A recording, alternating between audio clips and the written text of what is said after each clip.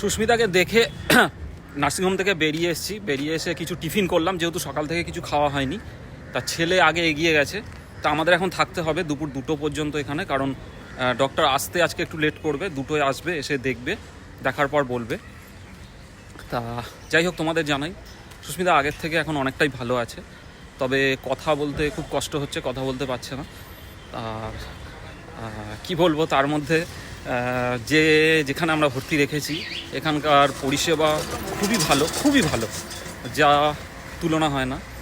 Doctor থেকে শুরু করে নার্স, যারা মাসিরা থাকে, সমস্ত কিছুই খুব সুন্দর, পরিষেবা, ব্যবহার সব কিছুই খুব ভালো। তার মধ্যে নার্সরা সুস্মিতাকে অনেকেই চিনতে পেরেছে। তার মধ্যে মানে নার্সরা বলেছে যে কী ব্যাপার, এত ভেঙে পড়লে হবে, এত কষ্ট পেলে হবে, তাড়াতাড়ি সুস্থ হও, সুস্থ হয়ে বাড়ি যাও, বাড়ি গিয়ে আবার তো ভিডিও করবে, কত ভিউয়ার্স, কত বন্ধু তোমার ভিডিও দেখার জন্য বসে থাকে।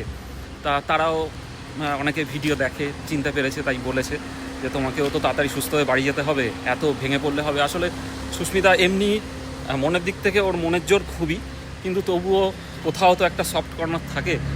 পরিবারকে ছেড়ে থাকা, এই জায়গাটাও খুব কষ্ট পায়। আমাকে ছেড়ে, ছেলেকে ছেড়ে কখনো তো এরকম থাকে না।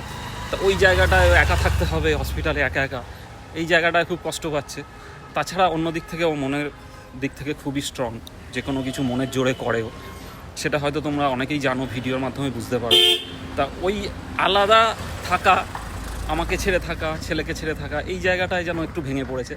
তাই নার্সরা বারবার বোঝাচ্ছে, অত ভেঙে পড়লে হবে, তাড়াতাড়ি সুস্থ হয়ে বাড়ি ফেরো, বাড়ি ফিরে ভিডিও বানাবে, আমরা দেখব, কত ভিউয়ার্স আছে, কত ভালোবাসার তোমার বন্ধুরা আছে, তারা তো তোমার জন্য অপেক্ষা করছে।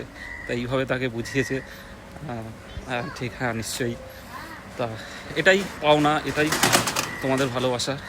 তাই এইটুকুনি ইনফরমেশান তোমাদের দিলাম, এই সুস্মিতা আগের থেকে অনেকটাই ভালো আছে। ব্যাস, আবার দেখছি পরে আবার তোমাদের কাছে আসবো। এই অবধি।